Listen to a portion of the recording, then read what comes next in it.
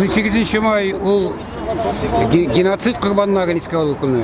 Әмма кийин биз бу кытышкыч җинаятны, кытышкыч фаҗиганы рәсми танууну таләп итәбез. 18 май ул рәсми танылырга тиеш геноцид курбаннарын эске алуу күнү итеп. Россия күләмендәме? Россия күләмендә әлбәттә.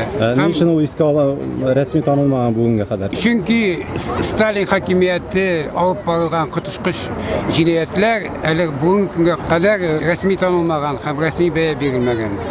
Бу җинаятлар кешелеккә каршы җинаят дип кабул ителмәгән.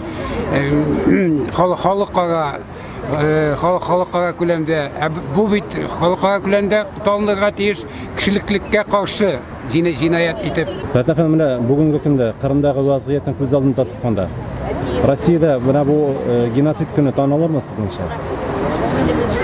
Танылырмы, танылмасмы? Әмма ләкин безнең таләп шундый һәм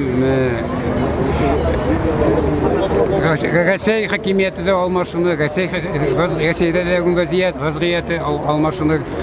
Бу көн минемчә алга таба танылыр геноцид курбаннары көне дип.